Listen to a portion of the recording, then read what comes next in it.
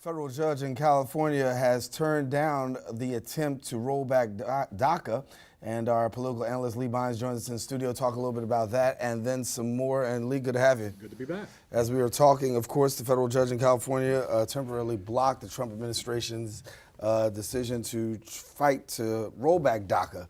And a lot of people, of course, on the Democratic side and across the nation are applauding this decision. However, there's still some concerns. Major, because the decision is, for the most part, it's temporary. Right.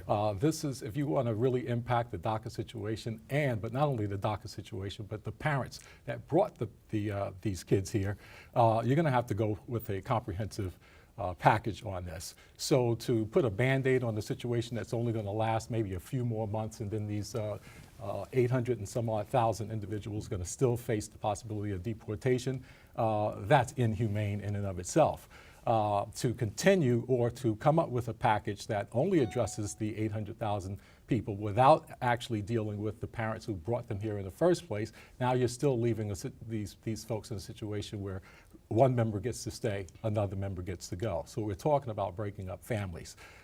This is an issue, the reason why we're talking about this right now is because President Obama signed this into law through an executive order. Since it wasn't done by Congress, it had to face a court challenge. The court challenge was lost, and that's why we're in this situation. So Congress absolutely has to deal with this in totality and in finality if they don't want to piecemeal this thing down the road. They'd be wise to do this right now and do it as quickly as possible, because the last thing the GOP wants to do, in my humble opinion, is to find these people under the gun during the course of the 2018 election cycle. It's going to give a big boost to the Democrats, but then on the other hand, the Democrats are facing a challenge themselves on this issue because the president wants to tie the DACA bill to the wall. And let me get in here with this one, because there's a possibility of a possible shutdown anyway with the government, with regards to DACA, and many people saying this is still a reality.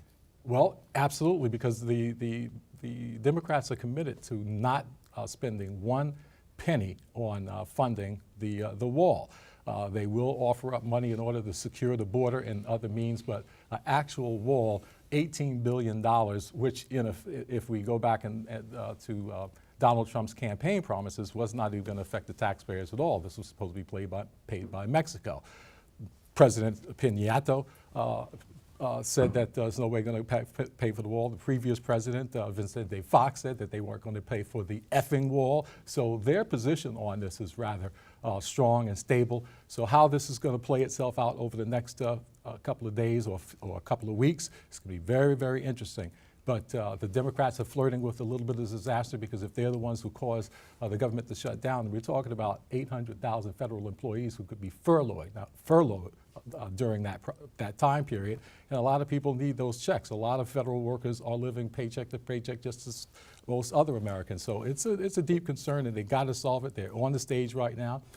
All we can do is wait and see. And speaking of employees, a lot of people are still giving conversation about Washington, D.C., particularly the White House, and the fact of filling vacancies. When you talk about a lot of these positions that are being occupied or unoccupied, that still remain unoccupied in the Trump administration, finding a hard sell to get people to come in and be a part of the program, be a part of the administration, given the fact that you have the Russia investigation and all the other things that are going on. Something that we haven't seen in previous presidencies, of finding somebody who wants to actually work in the White House and with the government. Well, you know, when you talk about the fact that they're having a difficult time finding people to come in and work in this administration, just look at what's happening right now. Donald Trump is answering questions that should not even be asked. He's answering questions about his sanity.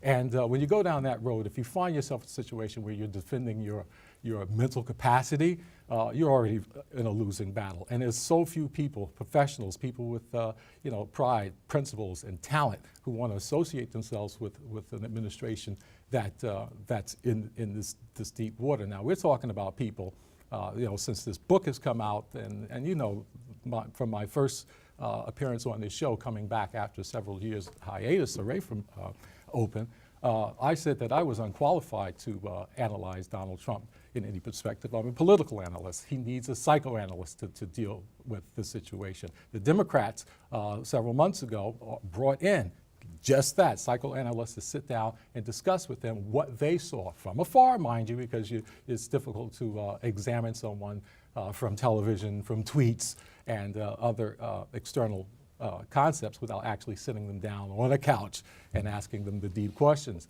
But you know, people aren't stupid. People aren't ignorant. They know crazy when they see it. The only thing you have to do is stand on a subway platform anywhere in New York City, and you will understand what crazy looks like when you see it. Donald Trump is erratic. He's very emotional, vindictive, narcissistic, egotistic. You name it. All of those traits are there, and they're there in a big way. How he deals with other leaders have made his mental maladies, whatever they are that exist, having a major impact on the question on his administration, because people are now deciding, you know, should we work with this guy or should we just wait? Do we sign this treaty? Do we enter this agreement? Do we do anything, any business transactions with the United States while it's, you know, currently in a state of flux? So yeah, it's a major situation that the administration has to deal with. That's one of the reasons why they can't fill a lot of posts, and that's one of the reasons why the administration is facing a lot of people leaving in the next 3 or 4 weeks. The state of Alabama, of course, made national headlines after Doug Jones defeated Roy Moore in that hotly contested Senate race. Now we've got new possible Senate contenders. You've got Arizona's former convicted sheriff, Joe Arpaio, now saying, listen, I'm thinking about running for the Senate. This is a person that the president has pardoned after we've just gotten past the Roy Moore, Doug Jones controversy. Now enters into Sheriff Joe Arpaio. Your thoughts? Doubtful that he'll go very far. I believe the country is transitioning back to blue in a very, very big way.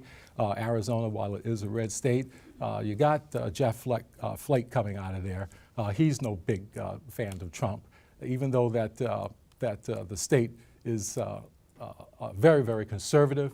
I don't think that they want to be represented by somebody that's that volatile.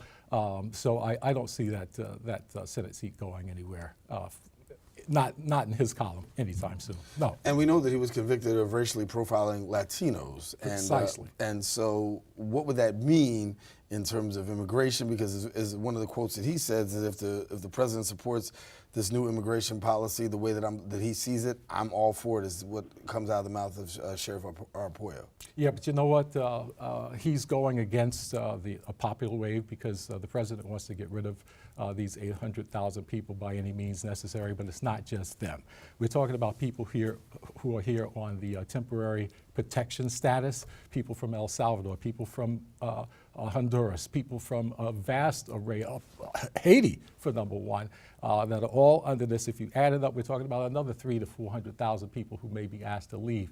If Sheriff Arpaio decides to hang on to that line of thinking, I have a feeling that he's going to be, again, like I say, way outside of the bounds. And because the country is definitely, if you have been polled, and between 77 and 83% of Americans polled say that the Dreamers should stay. We do need to have a formal, final immigration policy in effect moving forward to give these people either hope for citizenship sometime down the line, or at least let them know what their actual status is so they can have a life that they can count on.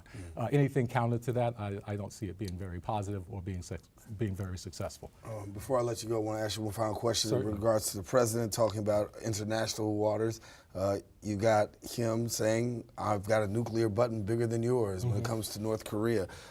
How tough are the tensions right now between us and North Korea? I think, to be honest with you, it may be difficult between the United States and North Korea, but around in that region, in the Korean Peninsula, North Korea borders on China, North Korea borders on South Korea, of course, and Russia.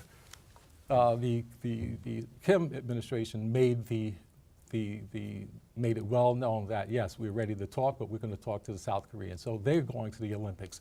They have found a way to get around the military exercises that the United States has been posed against them for all of this time. They've pretty much gotten everything they want, and still Kim has made the point that our weapons aren't pointed at any of you guys. They're pointed at the one that's threatening us, the United States. So that kind of like left the United States on an island. He is successfully driving a wedge between the United States and South Korea.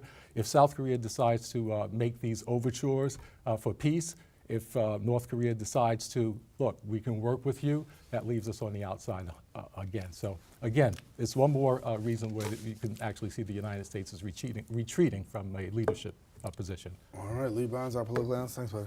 Good to be here. All right, that's why we bring him in. Lee Bonds, you catch him every week here on Open. Listen, taking a quick break. When we return, we're going to talk to a representative from an organization which promotes access to affordable housing for low-income families. We'll introduce you to her in just a few seconds. Stay tuned. We're coming right back right after this.